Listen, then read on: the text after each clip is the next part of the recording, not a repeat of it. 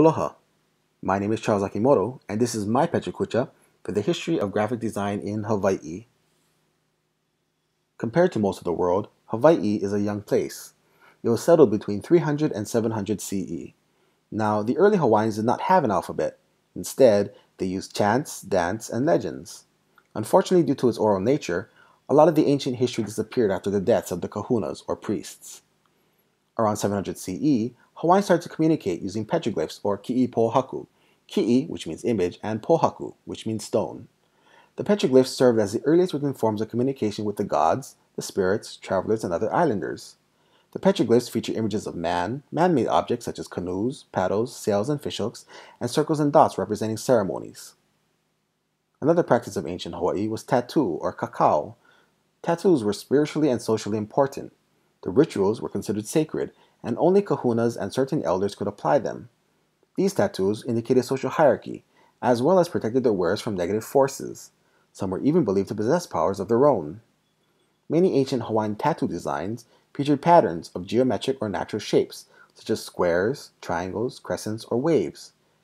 Tattoos also commonly showed aumakua, or family protector gods, such as the shark, mano, or the lizard, mo'o. Some also represented legends, had hidden meanings, or celebrated dead family members. Moving on, I'm going to talk about Kapa, which is Hawaiian barkcloth. Now, while many Pacific islands produce Tapa, Hawaiians developed techniques such as the watermark produced during the final stage of beading. Kapa was generally made from the white inner bark of the wauke, or paper mulberry tree.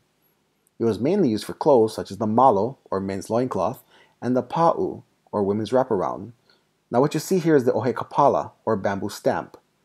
There are many designs, but a lot are straight lines with geometric shapes. A few had curved parts, made from turtle shell, and were tied onto the handle. Some designs were interpretations of things Hawaiians were accustomed to seeing normally, such as bird feathers, fish bones, and shark's teeth.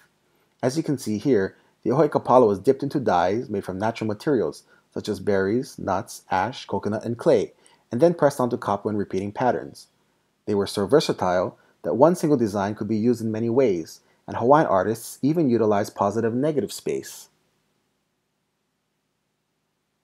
Now I'm going to come back to kapa design later, but I wanted to move on to kapa moe, or bed covers. These were reserved for ali'i, or chiefs. Several layers of kapa would be stitched together at the edges to form a kapa moe. This one was made for Princess Kaiulani. The tradition continued into the late 19th century with members of the Hawaiian monarchy. I'm going to move on to Western contact. In 1788, Captain James Cook arrived in the Hawaiian Islands. Only 33 years later, in 1821, missionaries began to arrive, and with them, their wives brought quilting to Hawaii. These early missionaries taught quilting to Hawaiian women, who adapted them into a uniquely Hawaiian form. Quilt designs are often drawn from nature, and silhouettes of plants are very popular. These quilts are influenced by kapa. The pattern of the stitches is compared to the watermark left after it's beaten, and the design mimics the painted and stamped design from the Kapala. As you can see, the designs are very symmetrical to form a snowflake pattern. I also want to touch on the Aloha Shirt. Yes, we call it the Aloha Shirt and not the Hawaiian Shirt. Although they may seem kitschy, they are part of Hawaii's history. The first Aloha Shirt was sold in 1904 at Musashiya Shoten in Honolulu by Japanese immigrant Chotaro Miyamoto. These brightly colored short-sleeve shirts were worn by plantation workers and called palaka shirts. However, the modern Aloha Shirt was made in the early 1930s by a Chinese merchant, Ellery Chun of King Smith Clothiers and Dry Goods in Waikiki. He made them for tourists using old leftover kimono fabrics. The first advertisement for Chun's Aloha Shirt was published on June 28, 1935, and local residents and tourists bought every shirt he had. Within years, manufacturers sprung up all over Hawaii, making and selling Aloha Shirts. In 1956, Alfred Sheehan revolutionized the garment industry by designing, printing, and producing Aloha Shirts under one roof. While Aloha Shirts of the time were tacky souvenirs for visitors, he raised it to high fashion, with artistic prints, high-grade materials, and quality construction. I'm going to finish off my talk by bringing the subject back to Kapa with designer Sig Zane from Hilo, Hawaii. Sig is mainly a clothing designer, but uses Kapa prints as well as images of native Hawaiian plants. Tying this ancient art form to the modern world, I'm going to show you a video from Hawaiian Airlines, who asked Sig to design a livery for their new airline, Ohana by Hawaiian. Aloha, I'm Sig Zane, and I live in Hilo. I'm an artist, textile designer, graphic designer.